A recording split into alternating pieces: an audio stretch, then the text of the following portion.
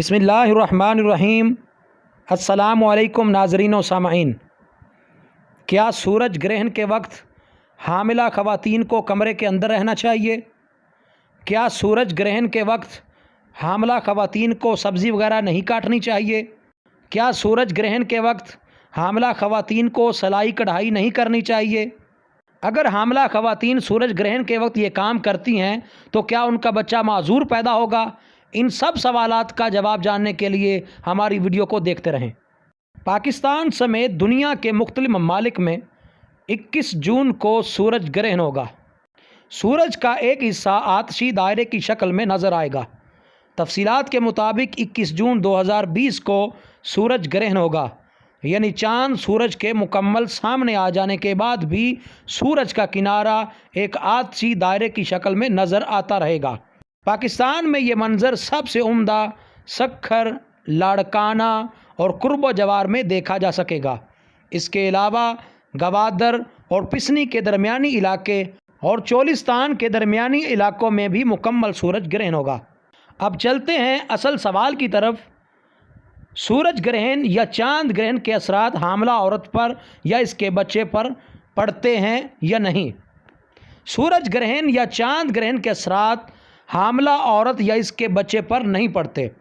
یہ فقط وہم ہے، شرعی لحاظ سے اس کا کوئی تصور نہیں ہے۔ بعض ضعیف الاعتقاد لوگ گرہن کے وقت حاملہ خواتین کو کمرے کے اندر رہنے اور سبزی وغیرہ نہ کاٹنے کی ہدایت کرتے ہیں تاکہ ان کے بچے کسی پیدائشی نقص کے بغیر پیدا ہوں۔ گرہن کے وقت حاملہ خواتین کو سلائی کڑھائی سے بھی منع کیا جاتا ہے، کیونکہ یہ خیال کیا جاتا ہے کہ اس سے بچے کے جسم پر غلط اثر پڑ سکتا ہے۔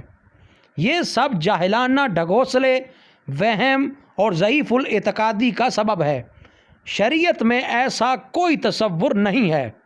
تعلیمات اسلام سے پہلے اہل عرب میں ایسے وہم پائے جاتے تھے کہ جب بھی سورج یا چاند کو گرہن لگتا تو وہ لوگ کہتے کہ کسی کی موت ہوئی ہے، جس کی وجہ سے یہ گرہن لگا ہے۔ لہذا رسول اللہ صلی اللہ علیہ وسلم نے ان وہموں کا رد فرمایا، اور رسول اکرم صلی اللہ علیہ وآلہ وسلم کے زمانے میں جب سب سے پہلا سورج گرہن ہوا، اتفاق سے اسی دن آپ صلی اللہ علیہ وآلہ وسلم کے پیارے بیٹے ابراہیم رضی اللہ تعالیٰ عنہ کی وفات ہوئی تھی۔ لہذا لوگ کہنے لگے کہ سورج گرہن آپ صلی اللہ علیہ وآلہ وسلم کے بیٹے کی وفات کی وجہ سے ہوا ہے۔ حضور سید عالم صلی اللہ علیہ وآلہ وسلم نے اس ضعیف الاعتقادی کو ان الفاظ سے رد فرمایا: سورج اور چاند کسی کے مرنے سے گرہن نہیں ہوتے، یہ تو قدرت الہی کی دو نشانیاں ہیں۔ جب انہیں گرہن ہوتے دیکھو تو نماز کے لیے اٹھ کھڑے ہو۔ ایک حدیث کے الفاظ یہ ہیں: شمس و قمر اللہ کی نشانیوں میں سے دو نشانیاں ہیں، ان کو گرہن کسی کی موت اور حیات کی وجہ سے نہیں لگتا، چنانچہ جب تم انہیں اس حالت میں دیکھو تو اللہ تعالیٰ سے دعا کرو اور گرہن کی نماز پڑھو حتیٰ کہ سورج گرہن کھل جائے۔ صحیح بخاری ہی کی ایک اور حدیث مبارکہ میں مرقوم ہے کہ آپ صلی اللہ علیہ وسلم نے فرمایا: چاند اور سورج کا گرہن آثار قدرت ہیں، کسی کے مرنے، جینے یا کسی اور وجہ سے نمودار نہیں ہوتے، بلکہ اللہ اپنے بندوں کو عبرت دلانے کے لیے ظاہر فرماتا ہے۔ اگر تم ایسے آثار دیکھو تو جلد از جلد دعا، استغفار اور یاد الہی کی طرف رجوع کرو۔ لہٰذا جب ایسا معاملہ پیش آئے تو اہل ایمان کو چاہیے کہ وہ توہمات کا شکار ہونے کی بجائے دربار خداوندی میں حاضری دیں اور گڑ گڑا کر اپنے گناہوں کی معافی طلب کریں، کیونکہ سورج اور چاند گرہن اللہ کی نشانیوں میں سے ہیں۔ ان کے ذریعے اللہ تعالیٰ اپنی مخلوق کو ڈراتا ہے اور ان کے ذہنوں میں قیامت کا منظر تازہ فرماتا ہے کہ اس دن سورج لپیٹ دیا جائے گا اور ستارے توڑ دیے جائیں گے، سورج اور چاند جمع کر دیے جائیں گے، وہ دونوں بے نور ہو جائیں گے۔ سرور کائنات صلی اللہ علیہ وآلہ وسلم کا شمس و قمر کے گرہن کے وقت عالم یہ ہوتا کہ آپ صلی اللہ علیہ وآلہ وسلم پریشان ہو جاتے اور گرہن کی نماز پڑھتے۔